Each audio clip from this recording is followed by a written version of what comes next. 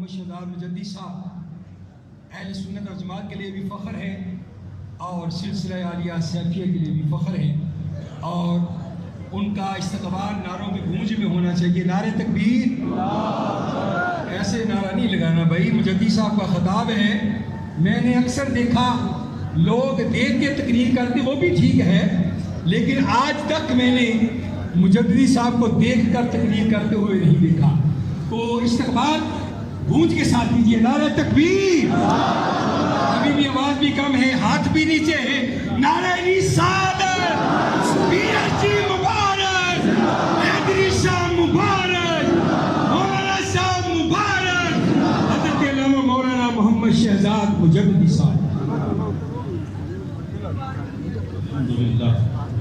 الحمدللہ نحمدہ ونصلی ونسلم علی رسولہ الکریم، اما بعد، اعوذ باللہ من الشیطان الرجیم، بسم اللہ الرحمن الرحیم، کونوا ربانیین، صدق اللہ مولانا العظیم، وبلغنا رسولہ النبی الکریم الامین، ان اللہ وملائکتہ یصلون علی النبی، یا ایھا الذین آمنوا صلوا علیہ وسلموا تسلیما، الصلاۃ والسلام علیک یا سیدی یا رسول اللہ وعلی آلک واصحابک یا حبیب اللہ۔ پڑھیے سارے، یہ بتاؤ ہمارا عقیدہ کیا ہے سیفیوں کا؟ پڑھو پڑھو، الصلاۃ والسلام علیک یا سیدی یا رسول اللہ وعلی آلک واصحابک یا حبیب اللہ۔ یک زمانہ صحبت با اولیاء، بہتر از 100 سالہ طاعت بے ریا، ہر کے خواہد ہم نشینی با خدا، او نشینت در حضور اولیاء۔ صحبت مجلس پیر میرے دی، بہتر نفل نمازوں، صحبت مجلس پیر میرے دی، بہتر نفل نمازوں، ایک ایک سخن شریف نادا، کردہ محرم رازوں۔ یہ چھٹی زبان میں نے شامل کر دی ہے۔ یہ 6ویں زبان ہے پنجابی، سلطان باہو کی زبان، جو شروع بھی ہو سے کرتا ہے، ختم بھی ہو پہ کرتا ہے۔ تو شکر ہے جو ہم نے پڑھا تھا اور سنا تھا، وہ افغانستان سے آنے والے سلطان العارفین نے ہمیں دکھا دیا۔ 300-350 سال سے پنجاب کے بارے میں علامہ اقبال نے کہا، مجدد پاک کی بارگاہ میں جا کے رو کے کہا، فریاد کر کے کہا کہ 300 سال سے ہیں ہند کے میخانے بند۔ رو کے فریاد کر کے کہا اقبال نے، حکیم الامت شاعر مشرق نے، اس نے کہا 300 سال سے ہیں ہند کے میخانے بند، اب مناسب ہے تیرا فیض ہو عام ساکھی، تو میری رات کو مہتاب سے محروم نہ رکھ، تیرے پیمانے میں ہے ماہ تمام ہے ساکھی۔ تو وہ ماہ تمام جو چڑھا تو باڑے کی سائیڈ سے چڑھا، افغانستان سے ہجرت کر کے مطلع پاکستان پہ جلوہ گر ہوا، اور پھر پنجاب کے ایک پنجابی جوان نے فارسی میں لکھا، بس میں اہل عشق رقصاں، از نگاہ مست تو دشت قلبم شد گلستاں، از نگاہ مست تو محفل جذب و جنون و ذوق و شوق و ہاؤ ہو، محفل جذب و جنون و ذوق و شوق و ہاؤ ہو، پیر من سیف رحماں، از نگاہ مست تو۔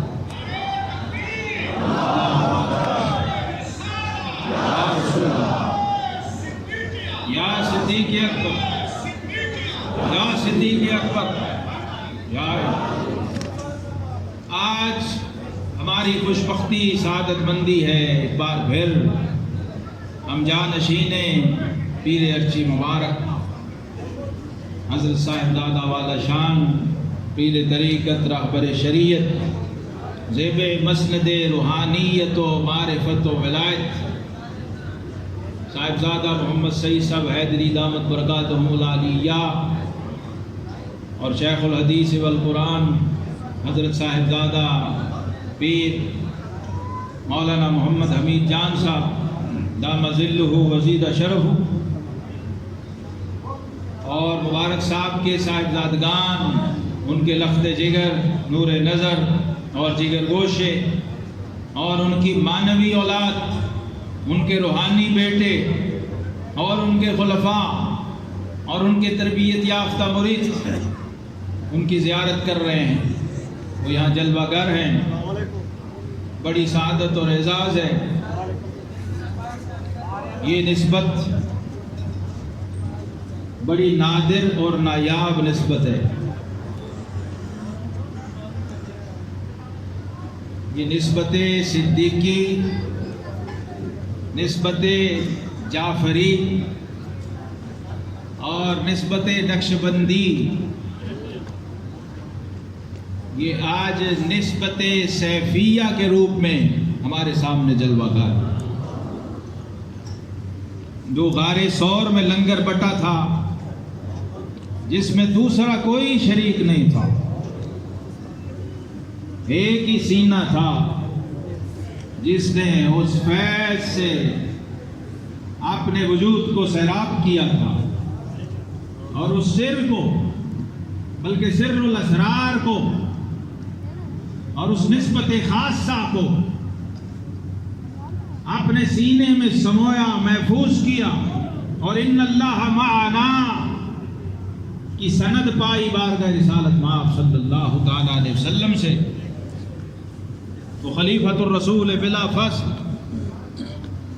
یار غار و مزار، امام الصحابہ، رئیس الصدیقین، سیدنا صدیق اکبر رضی اللہ تعالی عنہ سے یہ نسبت چلی ہے، اور اس نسبت کی شان کا اندازہ لگانا ہو تو یا فاروق اعظم سے پوچھو یا شیر خدا سے پوچھو۔ سیدنا امیر المومنین فاروق اعظم رضی اللہ عنہ فرماتے ہیں کہ پہلے میں صدیق اکبر سے مسابقت کرتا تھا، مقابلے کی کوشش کرتا تھا، آگے نکلنے کی کوشش کرتا تھا، لیکن جب مقام صدیق اکبر مجھ پہ کھلا تو پھر میں نے مقابلے کی بجائے صدیق اکبر کی پیروی شروع کر دی، آپ کے نقش قدم پہ چلنا شروع کر دیا، اور پھر یہ راز مجھ پہ کھلا کہ اے عمر، تو صدیق کی برابری تو کیا؟ آپ نے کہا یا لیتنی کنت شعر صدر ابا بکر، اے لوگوں کاش میں عمر بن خطاب نہ ہوتا، میں صدیق اکبر کے سینے کا ایک بال ہوتا۔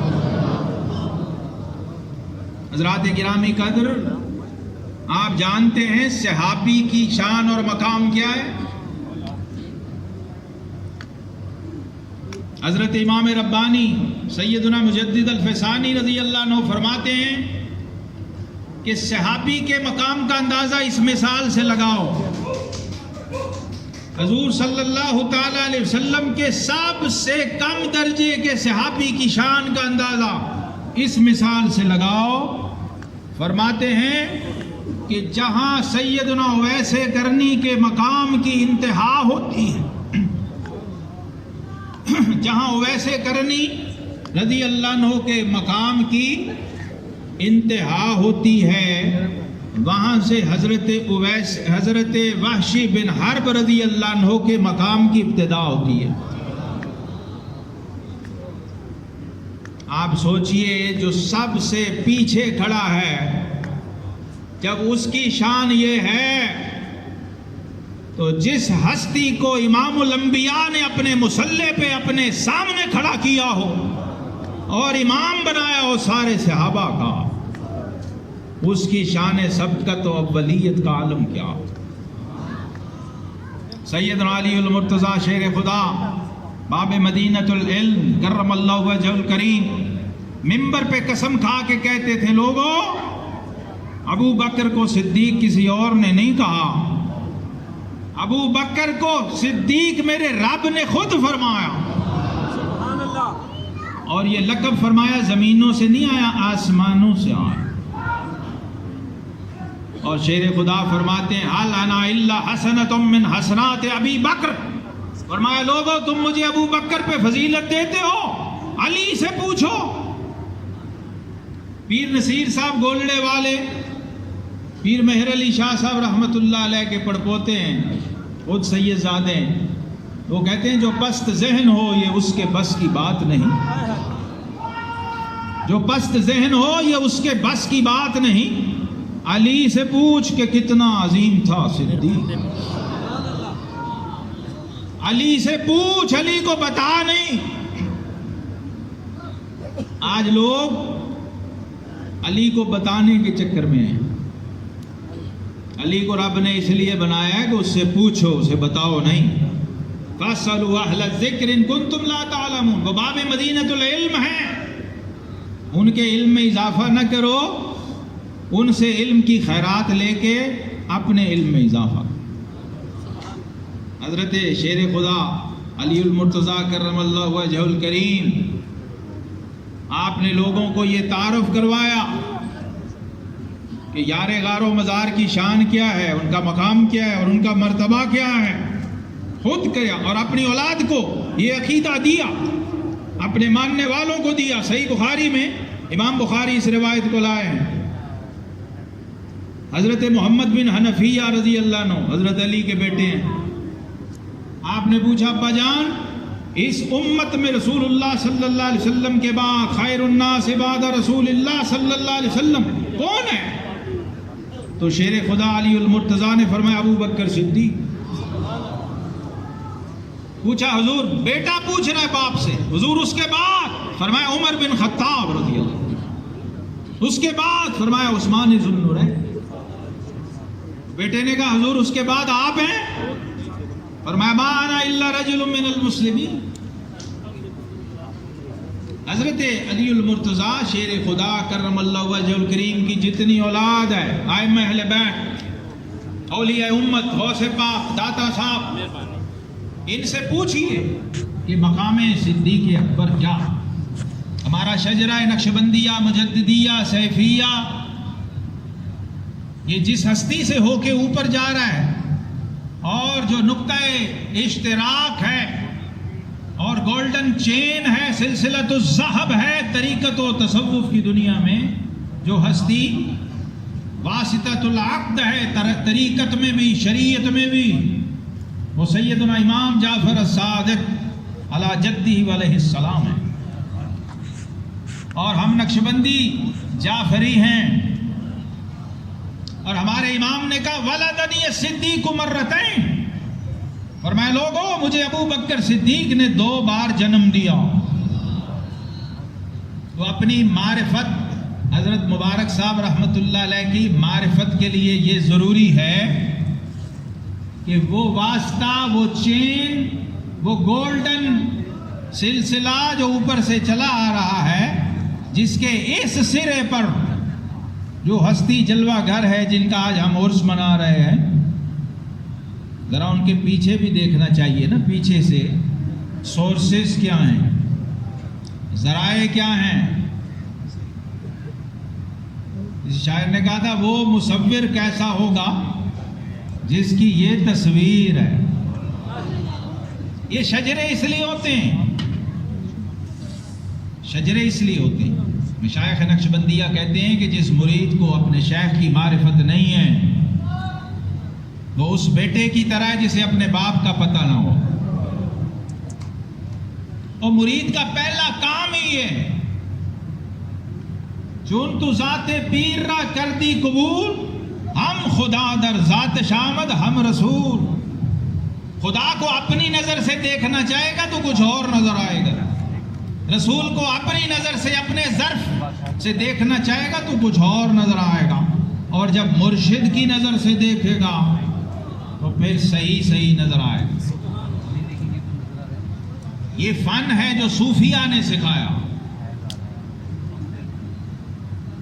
حضرت پیر سید مہر علی شاہ گولڑوی رحمۃ اللہ علیہ، یہ ہمارے لاہور، اندرون لاہور میں کشمیری بازار میں ایک مسجد ہے، اس کا نام ہے سنہری مسجد۔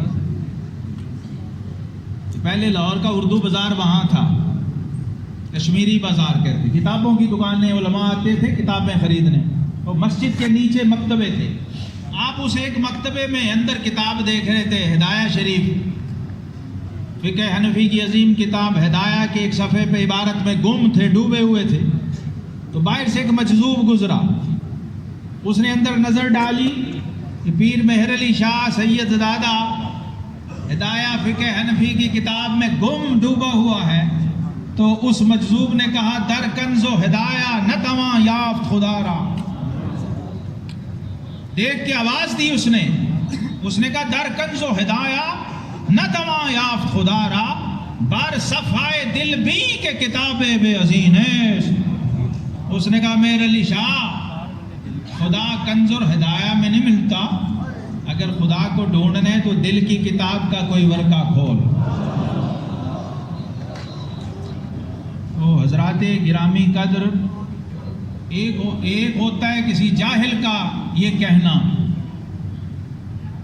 ایک ہوتا ہے کسی محقق، مفسر، محدث اور مجتہد کا یہ کہنا، اس میں بڑا فرق ہے۔ ایک جہل قبل از علم ہوتا ہے، ایک جہل بعد از علم ہوتا ہے۔ قبل از علم جہالت مذموم ہے، اور بعد از علم جہالت محمود ہے۔ اس لیے بلے شاہ کو یہ سجتا ہے کہ علم و بس کری ہو یار، اکو الف تیرے درکار۔ کیوں کہ بلے شاہ اپنے وقت کا علامہ ہے، وہ کوئی جاہل ملنگ نہیں، بنگڑ نہیں ہے۔ وہ حضرت شاہ عنایت قادری رحمۃ اللہ علیہ جو اس زمانے کے شیخ المحدثین اور شیخ الفقہاء تھے، ان کا مرید ہے۔ تو سارے علوم کے سمندر پی کے یہ بندہ کہے نا علم و بس کری ہو یار، پھر اسے سجتا ہے۔ تو الف بنا کبھی پڑھا ہو اور پھر کہ علم و بس کری ہو یار، یہ فرق ہے جو آج ختم ہو گیا ہے۔ یہ فرق نہیں جو لوگ سمجھتے ہیں، وہ ساری زندگی دھوکے اور فریب میں پڑے رہتے ہیں۔ سلطان باہو نے 140 کتاب میں لکھ کے کہا علم و بات کرے فقیری، کافر مرے دیوانہ۔ اس کا کیا مطلب ہے؟ یہ حضرت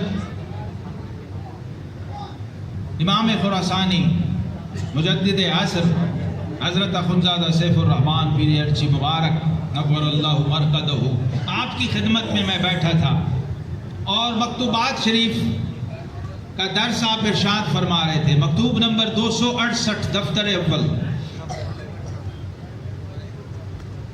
عالم کون ہے؟ حضرت مجدد پاک رحمت اللہ نے فرمایا عالم وارث کون ہے؟ کیونکہ حدیث پاک میں ان العلماء ورثۃ الانبیاء، علماء انبیاء کے وارث،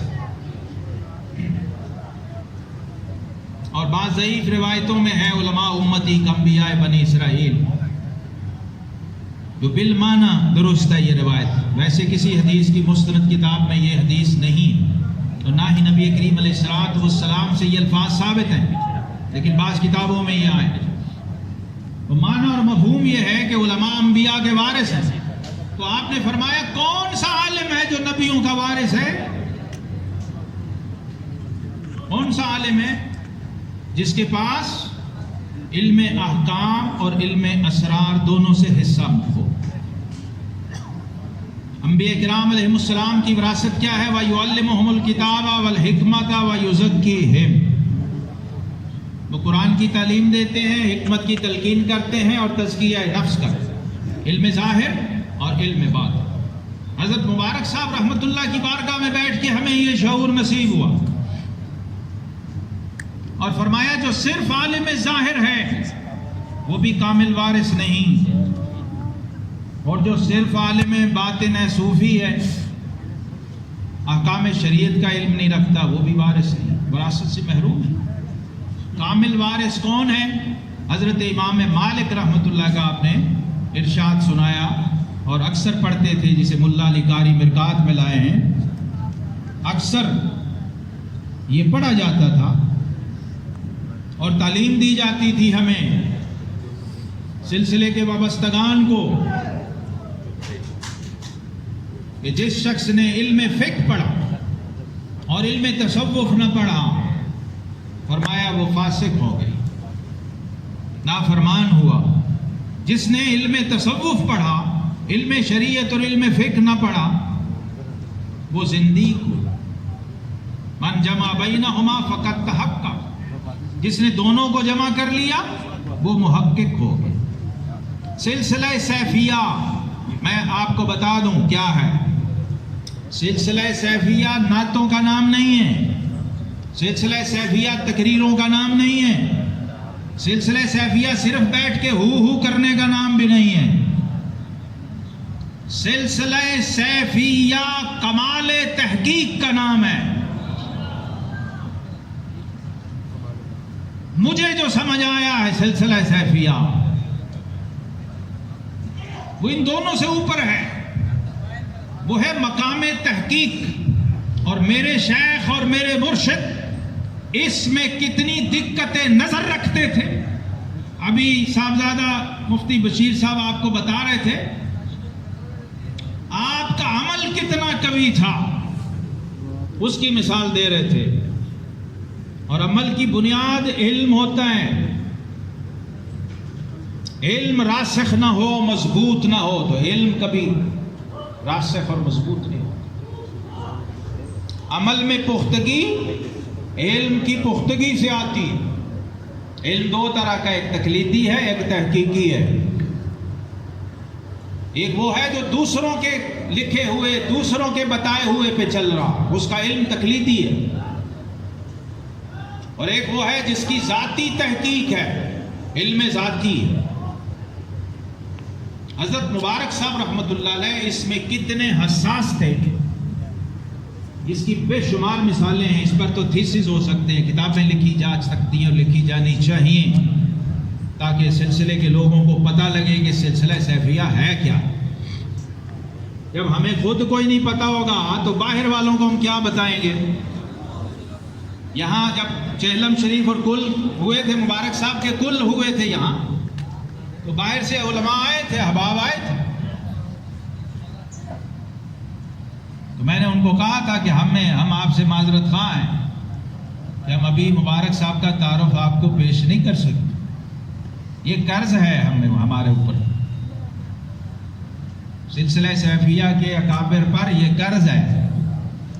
حضرت مبارک صاحب رحمت اللہ علیہ، بس میں ایک ہی اسی مثال کو، ایک دانہ دے کے مجھے کافی ہوتا ہے، بہت کچھ ہے، لیکن آپ کی باریک نظری، دقت نظر، حساسیت اور تحقیق کے حوالے سے اتنی نزاکت، اس کی کوئی مثال نہیں کہیں اور مل سکتی۔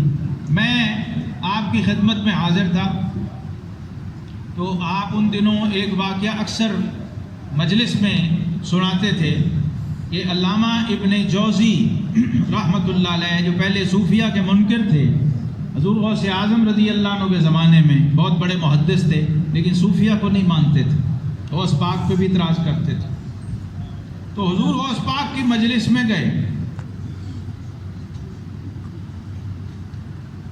اور اعتراض کیا آپ پر، اور آپ کے زمانے کے جو علماء تھے انہوں نے علامہ ابن جوزی کا جنازہ جب وہ فوت ہو گئے تو غوث پاک کی بارگاہ میں لے کے گئے اور کہا کہ حضور یہ بات فوت ہو گئے، ان کو معاف کریں۔ یہ واقعہ ایک بار مبارک صاحب نے بیان کیا، پھر یہ کیا لکھا ہے اس میں، بس میں بائنڈ اپ کر رہا ہوں۔ یہ بات جسے سمجھ آ گئی اسے کم از کم مبارک صاحب کا علمی مزاج سمجھ آ گیا، اور یہ میں آج پہلی بار مائک پہ بیان کر رہا ہوں، میں نے کبھی بھی یہ بات کہیں بیان نہیں کی، لیکن اب وقت ہے، ہر چیز کا ایک وقت ہوتا ہے، کچھ چیزیں ضروری ہیں کہ وہ بیان کر دی جائیں تاکہ اس ہستی کے تعارف کا کچھ حق تو ادا ہو۔ ابھی آپ نے خود ہی سن لیا کہ ان کے ہاتھ کی چھوٹی انگلی کے ایک پور کے برابر بھی ابھی نہیں پہنچے، تو کب پہنچیں گے؟ جب شروع کریں گے تو پہنچیں گے، چلیں گے تو پہنچیں گے۔ تو دوسری بار پھر میں گیا، یہی واقعہ بیان ہوا، تیسری بار گیا پھر بیان ہوا، تو میں نے حضرت مبارک رحمت اللہ علیہ کی شفقت میرے ساتھ جو تھی وہ ذرا ہٹ کے تھی، غیر معمولی تھی، تو میں بات عرض کر لیا کرتا تھا۔ میں نے گزارش کی ایک دن کہ حضور یہ واقعہ علامہ ابن جوزی کی وفات کا نہیں ہے، ان کا جنازہ نہیں لے جایا گیا تھا، وہ زندہ تھے جب علماء ان کو لے کے گئے۔ آپ نے توجہ کی اور فرمایا اچھا تم نے کہاں پڑھا ہے؟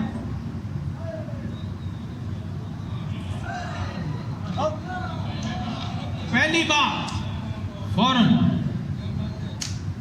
یہ کہاں لکھا ہوا ہے؟ میں نے کہا جی شیخ محقق نے شرح مشکات کے مقدمے میں لکھا ہے، اشیعۃ اللمات جو فارسی ہے اس میں لکھا ہے۔ اب یہ ظاہر ایک بہت بڑی جسارت تھی اس بارگاہ میں ایسی عرضی پیش کرنا، لیکن میں نے کہا جی یہ آپ کی تربیت فیض اور نگاہ ولایت کا اثر ہے کہ میں آپ سے یہ عرض کر رہا ہوں تاکہ آپ کی توجہ دلا دوں۔ آپ نے جلال اور جمال کے حسین امتزاج کے ساتھ میری طرف دیکھا اور کچھ نام لیے بڑے بڑے لوگوں کے، ہم تو ان بزرگوں کے قدموں کی خاک بھی نہیں ہیں جو وہاں بیٹھے ہوتے تھے طالب علم بن کے، علامہ عبدالحی زعفرانی، حضرت مولانا غزنی صاحب، صاحب گل صاحب، بلخی صاحب، سراج الحق صاحب، اور بڑے نام ہیں، سینکڑوں نام، ایک ایک بندہ لگتا تھا آسمان سے اترے ابھی، ایک فرشتوں کی کہکشاں ہوتی تھی آپ کے دائیں بائیں۔ یعنی مبارک صاحب جو آفتاب ولایت تھے وہ جو دائیں بائیں بیٹھے ہوتے تھے ان کو ہی بندے دیکھ کے مست ہوئے ہوتے، عجیب عالم تھا۔ تو خیر آپ کو میں مثال دینے لگا ہوں، ہمارا پیر کیا تھا، ہمارے مرشد کی شان کیا تھی، اس کی لائبریری میں اشیعۃ اللمات باہر بھی پڑی ہوئی تھی اور اس کے گھر کی خوابگاہ کے اندر بھی وہ کتاب موجود تھی۔ آپ یہ ناشتے کے بعد کا وقت تھا، گھر اندر تشریف لے گئے، جو آپ کے آرام کا وقت ہوتا تھا، سب کو پتہ ہے کہ اس وقت مبارک صاحب آرام فرماتے تھے۔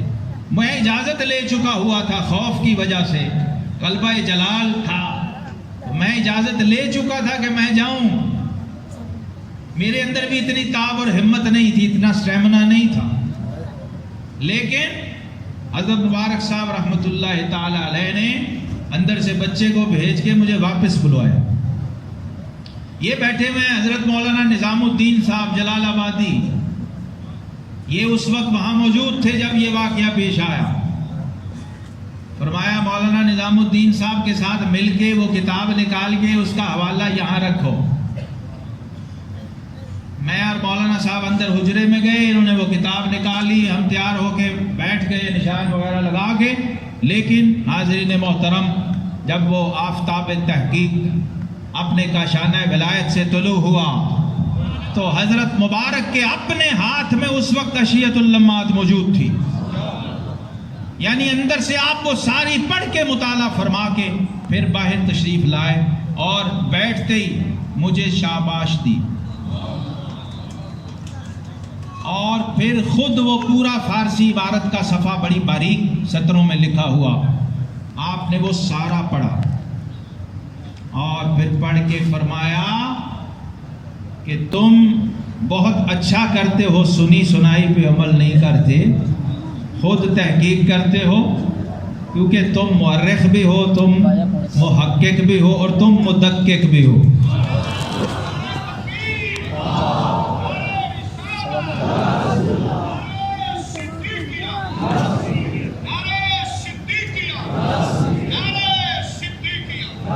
ساری دنیا کے جامعہ الازہر، آکسفورڈ اور کیمبرج مل جائیں اور ان کی ساری ڈگریاں آ جائیں تو مجدد وقت کی زبان سے نکلے ہوئے یہ القاب، یہ اعزازات اور یہ الفاظ اس کا متبادل نہیں ہو سکتے۔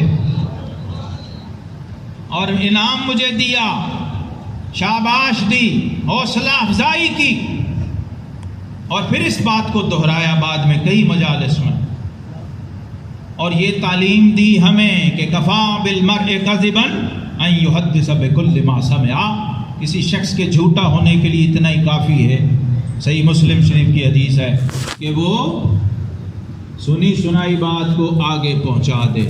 اللہ رب العزت ہمیں اس نسبت تحقیق پر استقامت عطا فرمائے۔